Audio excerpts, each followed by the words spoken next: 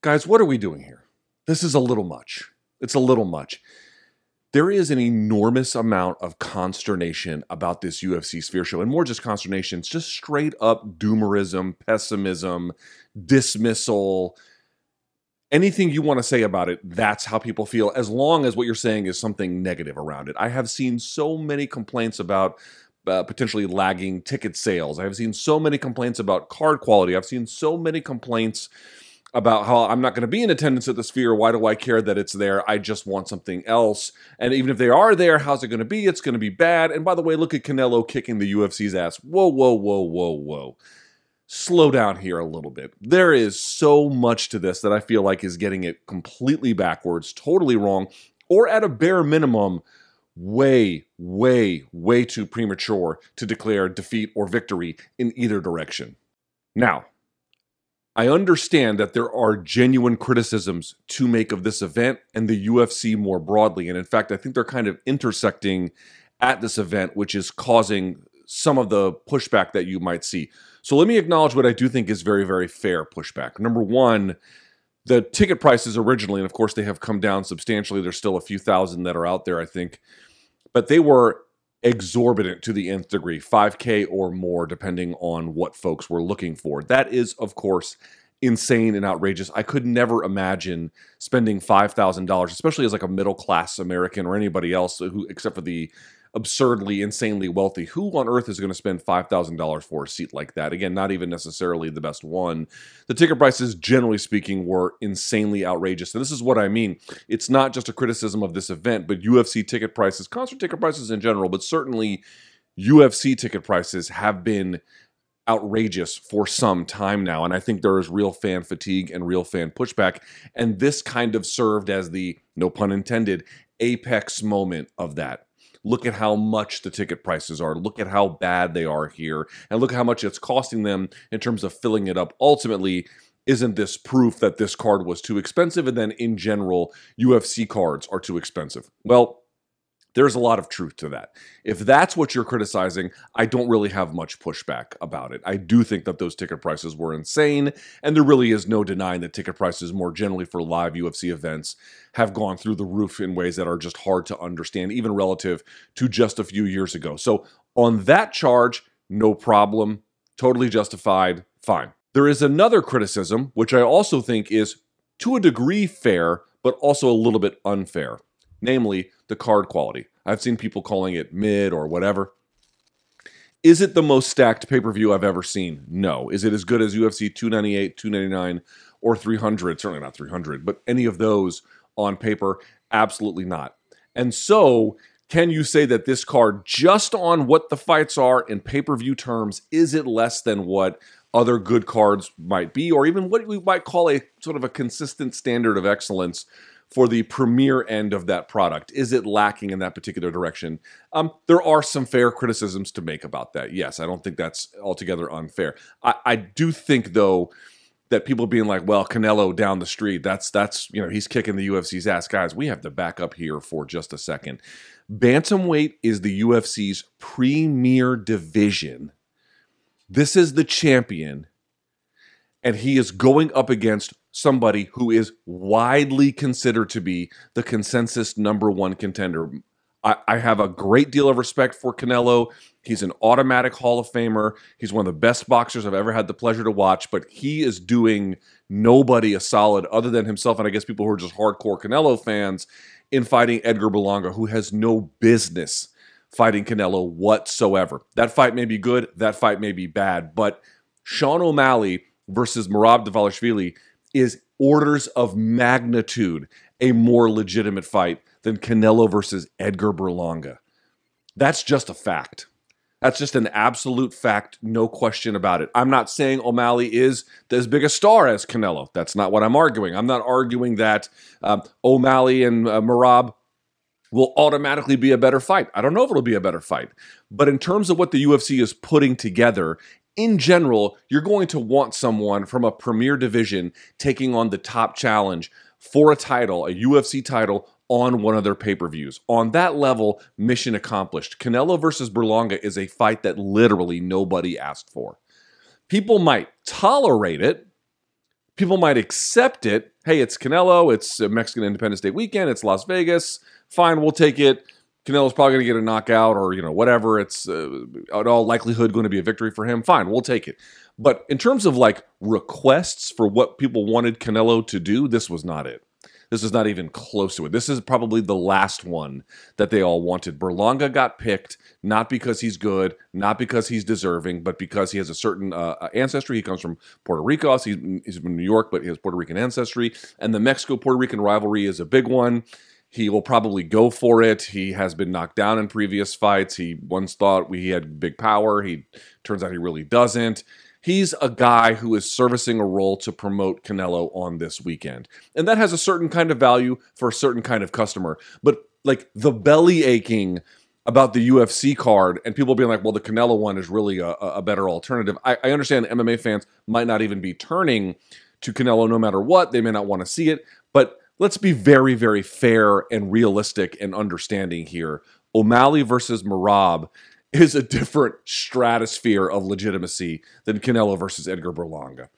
Now, what's happening, of course, is that there is a greater malaise about the UFC's matchmaking and that cards in general aren't living up to the quality. Guys, I was the first person and the last person. I was very consistent in 2023 and through maybe early parts of 2024 that like boxing was on fire. And it still is to an extent, right? I don't think it's quite as hot as it was in 2023, but it's still having a decent time, all things being what they are. And it kicked ass in 2023, no questions about it. I have no problem admitting at all when boxing is better than UFC. And I understand just the same that there is this desire among MMA fans to be like, you know what? I don't need the pomp and circumstance. I don't need the pageantry. I just want a good card. I want a card that I can sink my teeth into, that has so many top contenders, that has all the things that matter to me. I just want that. I understand that, and I certainly recognize the broader trend of not getting the kind of quality that we want from some of these cards, whether it's due to injury or oversaturation or some other kind of factor, is affecting some of the impression of the Sphere card. So on those two accounts, ticket prices and card strength, there is some legitimate criticism that can be made, although on the latter of those, I think it's a little bit oversold. But I understand from a macro perspective where fans are coming from. But as I indicated, first of all, the card quality thing, for me, when we're comparing events, makes the argument for the UFC significantly stronger. But more to the point, it's this. I understand if you've never been to the Sphere, you might be like, I don't get what the big hype is. Again, you just want a different level of card quality, blah, blah, blah, like all these different things, right? It doesn't really matter to you. But guys, we are talking about something that is the most unique venue in the world. We are talking about the UFC sinking, and apparently it normally cost them $2 million for a show, for a pay-per-view show. They had budgeted $8 million for this one. It took them to get to $20 million. And the reason why I bring all of this up is I have told this story before. I'm not asking for people to say the Sphere show is good. That's not what I'm doing. What I'm asking for people to do is to reserve judgment about it until the show is over. And the reason why I say that is because in my little anecdotal experience, it was mind-blowing. Some of you might know I lost a bet to Brian Campbell from our podcast on Morning Combat, and I had to go to the concert of his choice. And in so doing, he made me go to Grateful Dead, or what they're called now, Dead & Company, at the Sphere. This is the kind of music I like the least. This is a band that I have and never will like. I mean, shouts to Oteil, he's a great guy, but it's not for me. And I was absolutely gobsmacked at how much that show pulled me in. The Sphere is unlike any other venue, quite literally, in the world. There are smaller little imitators of it. Trust me when I tell you, those are cool. Those are not even bordering on what this is supposed to be like and what it can be like and what I saw it be like. And the reason why all of this is important is because the capacity of the venue to over-deliver beyond what you're there to see. Hey, I just want to see a good band. I don't need all the atmospherics. I just want to see a good band. Sometimes that can be true. But the way in which this venue was able to raise the bottom of my expectations well past what I thought was possible, well past it, tells me that you may not necessarily need the best card, depending on what the UFC does, in order to have an incredible experience. I don't know if they're going to pull it off. I'm not declaring to you they're going to pull it off. And if this was just another pay-per-view that was branded UFC Noche and Riyadh season, and by the way, the branding there is just very confusing as well. Fine, that's a fair criticism too. But they have a unique opportunity here. They have a very, very unique, utterly unlike anything else opportunity to do something with this show that you literally cannot do with any other venue in the world. And if I can go to a show that I never wanted to go to and hear music that I've hated for my entire adult life and leave feeling like, oh my God, I would come back. Like, would I go to that show again? In an instant. I tell people this. I don't even care who is playing at the Sphere. If you are in Las Vegas, go see it. It doesn't even matter. It literally doesn't even matter who's playing. Go see it. That was how transformative that experience was. For newer MMA fans who don't understand what it was like in Pride, I hear this pushback on the notion of the value of the Sphere all the time. And what they say is, even if the UFC pulls it off, it will only be good for those in attendance. It won't be the same for those watching on TV. Once again, I don't know if the UFC is going to pull it off. I cannot say. I've gotten no insight into how they're doing it. Your guess is as good as mine. But that general statement to me seems a little premature as well. Pride championships, for those of us who lived through it, if you were in the arena during those Pride events, it was probably much better than watching at home. But even then, the pageantry of it, the scale of it, the grandeur of it, even watching at home on pay-per-view was endlessly captivating. The producers of those shows brought to life a magic atmosphere by all the other things that they did. And yes, of course, the fights ultimately were the ones that brought it together, and they had the best fights at a certain point in time that the MMA world had to offer. The point I'm trying to make to you is, was it true that unless you were there, it didn't really show up on TV? No, it was not. It absolutely showed up on TV. I've never been to a Pride show. I've never been to a Dream or Sengoku or any of those shows. I've only had to watch from afar, and it left an indelible imprint in my mind about what quality MMA looks like when it's presented and produced at a high level the right way. I feel like some of that instinct has been lost. Guys, one of the things that we have been critical of the UFC for many years at this point is they actually don't do pageantry all that much.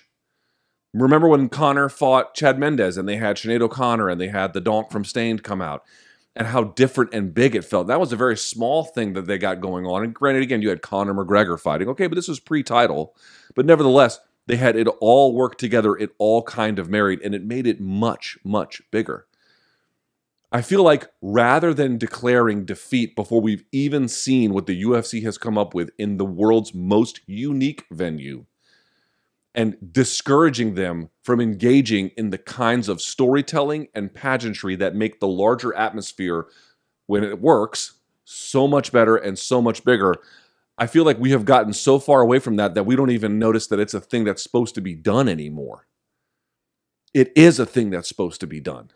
It is a thing that matters. It does raise the stakes. It does raise the atmosphere. And I know we're so used to seeing the Saudis do it, but they just do it over the top. I don't know if that's actually the right answer either. There is a certain kind of getting the formula right, not too much, not too little.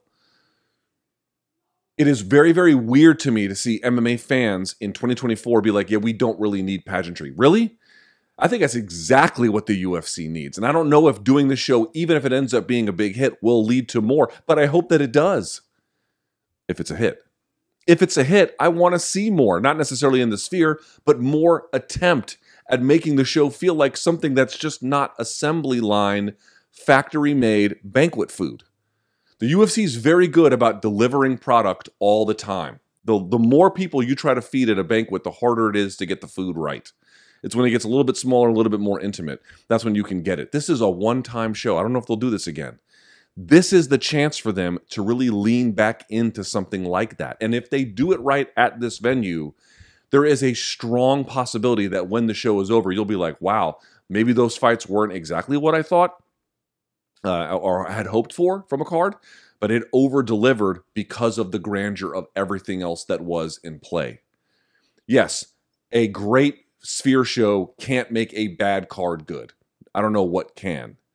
But if the card ends up being decent to good, to fun at a bare minimum, and the Sphere show and the elements that the UFC brought into play work, I'm telling you, it could lead to something truly memorable, truly spectacular, and a return to the kind of show, or at least the kind of effort into a show, that I think the UFC desperately needs to do more of, not less.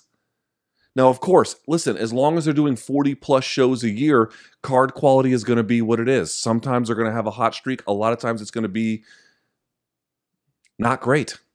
There's a lot it's going to leave in terms of opportunity cost. I understand that. And I want to reiterate it one more time. I'm not declaring to you the Sphere show will be good. I don't know if it'll be good. I'm not declaring to you the Sphere show is going to be a smash success. I don't know if it will be. I genuinely don't know. But I do know that while the criticisms of the branding are fair, while the criticisms of the card not being necessarily on paper up to typical pay-per-view standards is fair, although I think some of that is a little bit unfair as it relates to the main event relative to Canelo. And I understand that the cost of the tickets themselves are exorbitant. It's not that the show is above reproach or that there's nothing you can't say negative about it. Yes, of course, there are real, genuine problems. Some of them are a microcosm of the larger UFC malaise that a lot of fans are feeling. All I'm asking for is something very simple. A little restraint. A little restraint. A little restraint for a very unique show that has the potential to deliver a very unique experience for one time on one Saturday night in September. If the show sucks, let's say it. Guys, have you ever heard me? Well, I don't think we should criticize UFC. I mean, they don't really deserve it. I've been doing it for 15 years. If the show sucks, let's say it. I'll say it. I'll be like, you know what? I encourage restraint. And then it came out and it just didn't work at all. What a disaster. What a mess.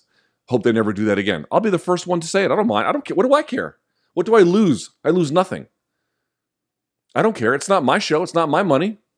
Doesn't bother me. We can say it. If they end up not making use of it, if it ends up being good in person but terrible on TV, let's say it. I don't care. Go right ahead. Be my guest. It doesn't really matter to me. But the uniqueness of it and the potential that it offers tells me preemptively declaring that Canelo fighting in a contest that nobody asked for across town is somehow some grand option and deservedly so much better and so much smarter than a admittedly riskier show, much costlier show at a unique venue which has so much potential to do something magical. Like, I'm supposed to view the Canelo show as like, oh, of course they're doing better. Of course it's the better option. Of course, like, it's the king of boxing, blah, blah, blah. That fight sucks. That fight sucks. Canelo usually has a great atmosphere. That's fine. I can appreciate that. I'm asking for some restraint. I'm asking for people to be like, just wait until the show is over and then let's grade it.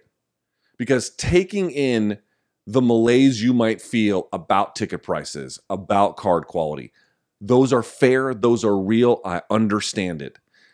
But this one event has a potential to do something that no other show can. And all I'm asking for you to do is encourage real effort from the UFC at pageantry and grade it once you've had a chance to see it. We have no basis of comparison to see what another UFC show would look like in this venue. It's never been done before.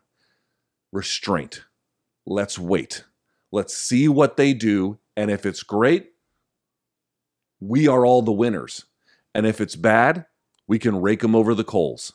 But for the love of God, the belly aching, it's gone on a little too long.